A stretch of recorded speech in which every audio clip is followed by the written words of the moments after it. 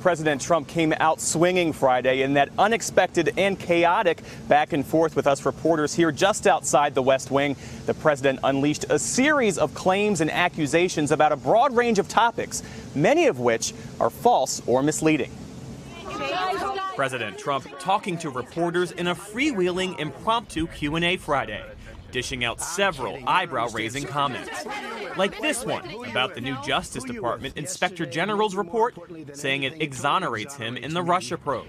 There was no collusion, there was no obstruction, and if you read the report, you'll see that. But the IG report doesn't focus on the Russia probe at all.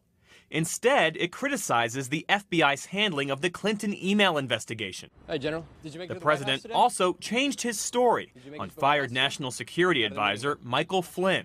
Some people say he lied, and some people say he didn't lie. I mean, really, it turned out maybe he didn't lie. But Trump himself tweeted this back in December. I had to fire General Flynn because he lied to the vice president and the FBI. And on immigration, President Trump holding Democrats responsible for splitting up families illegally crossing the southern border. No, I hate it. I hate the children being taken away. The Democrats have to change their law. That's their law. But it's not a Democratic law. The zero-tolerance policy was crafted by Trump's own administration, the White House calling it a tough deterrent against illegal immigration.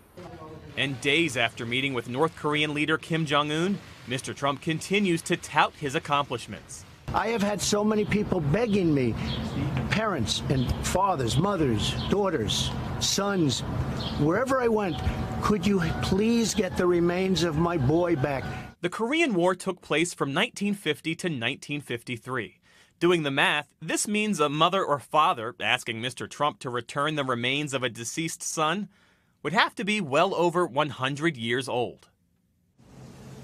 And Jeff, the president raised more eyebrows on Friday by suggesting that he wanted Americans to defer to him the same way North Koreans do to Kim. Talk about that.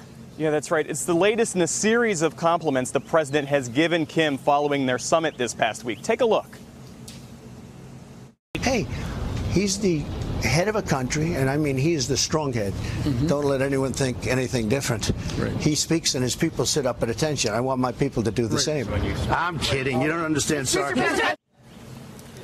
So the president says he's being sarcastic, but there's no mistaking that Mr. Trump has spent much of the past week flattering Kim, calling him tough, talented, and smart, while choosing not to make as much of an issue of his many human rights abuses. Craig and Chanel. All right, Jeff, thank you. Hello, Today fans. Thanks for checking out our YouTube channel. Subscribe by clicking that button down there and click on any of the videos over here to watch the latest interviews, show highlights, and digital exclusives.